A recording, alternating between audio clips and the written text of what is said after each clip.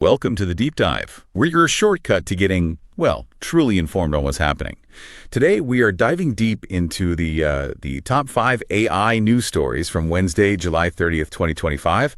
And what's really interesting about this deep dive, we're calling it AI Daily Deep Dive, is that it was actually researched and generated entirely by AI. Our job here is to unpack these big updates, give you the key takeaways, and really highlight why they matter for what's coming next in AI. Let's jump right in. Yeah, let's do it. The speed things are moving at is it's something else, isn't it? These 5 stories alone give you a real snapshot of how varied and fast this whole AI field is growing. Absolutely. So first up, let's talk Meta. They've got this incredibly ambitious vision for superintelligence. Mark Zuckerberg actually said it's in sight. He's talking about a new era of personal empowerment. Sounds like they're taking a pretty different path here. What makes their approach stand out? Well, that's a great point. You see a lot of companies focusing AI on, business workflows or replenishing labor.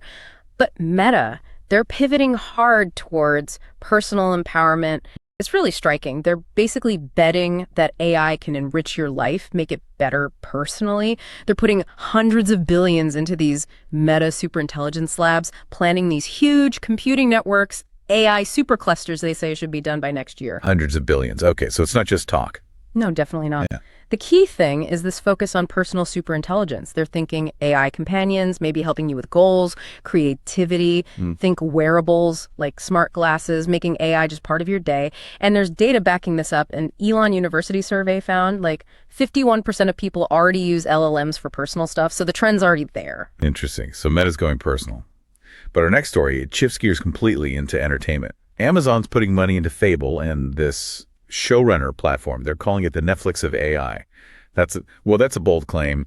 What's the big deal with showrunner? It really feels like a paradigm shift, for how we consume stories. Imagine you just type a space opera starring my cat fighting space pirates, and boom, it gets made. Showrunner lets you generate animated scenes, even whole episodes, just from text. It moves you from just watching to actually creating. Oh, wow.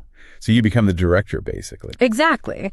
It'll be free at first, then maybe $10 to $20 a month for creators. You can share episodes on YouTube, places like that. And get this, a feature people apparently really wanted. You can put yourself and your friends into the shows. Seriously? Okay, that's different. Yeah. It runs on Fable's SOW2 AI model that came from SOW1, which you might remember made those 9 unauthorized South Park episodes. They got 80 million views. And focusing on animation is smart too, less processing power. And they avoid competing directly with the big photorealistic AI models. Okay, from fun and games with animation to, well, something much more serious. Next up is Elon Musk's Grok and its new AI video feature. xAI's Imagine feature generates these 6-second realistic video clips with the sound. But there's controversy, right? Something about a spicy mode. Yeah, that's exactly where the trouble starts. This spicy mode can apparently generate explicit content, and that immediately raises huge concerns about, AI deepfakes. Advocacy groups like the National Center on Sexual Exploitation, they've already spoken out against it, and polls show the public really wants restrictions on this stuff, especially non-consensual deepfake porn. And haven't there been issues with Grok before? There have incidents where it was used to alter selfies into explicit images or even generate fake stories about sexual assault. And this is all happening right after President Biden signed the Take It Down Act, which mandates removing non-consensual intimate images. So yeah, it really highlights that tension between pushing AI forward and ensuring safety. Right. Very tricky balance. Okay, shifting gears again. Story number 4 takes us to manufacturing. Foxconn, the company that makes iPhones, is making a massive move into AI data centers. That seems like a huge strategic pivot for them. They're looking at a market that could be worth $1 trillion. $1 trillion, yeah. It's absolutely huge. Foxconn is moving fast to become a sort of one-stop shop for building these AI data centers. They've partnered with Teco Electric and Machinery through a share swap.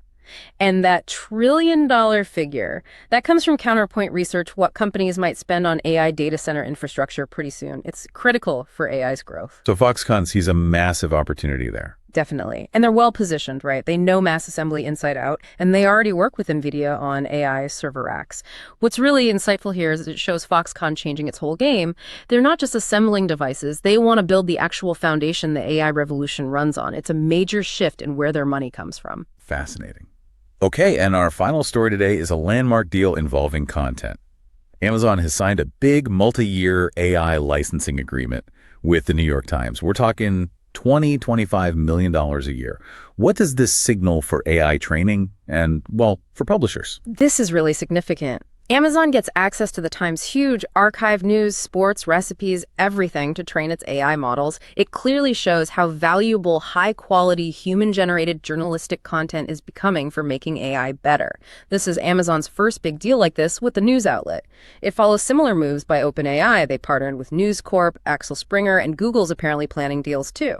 So it's a trend then. AI companies paying for news content. Looks like it. The bigger picture is that AI companies are trying to navigate this tricky legal situation. Publishers, including the Times itself, have sued AI firms over copyright. So making these licensing deals proactively seems like a strategic way to get the data they need while trying to stay ahead of those legal battles, even though court rulings on fair use have been kind of all over the place. Wow. Okay, so these 5 stories really paint a picture, don't they? AI touching everything from our personal lives and creativity to massive infrastructure plays and these really thorny ethical questions. It really does, and it makes you think what's fascinating is how quickly our whole understanding of information and even creativity is changing because of all this, which brings up, I think, a really important question for everyone listening. As AI gets deeper and deeper into our daily lives, how do you want to interact with it? How do you want to maybe even help shape where these powerful tools go next? That's definitely something to chew on. Okay. A great thought to end on. Thank you for joining us for this deep dive into today's AI landscape. We really encourage you to keep exploring this fascinating, fast-moving world.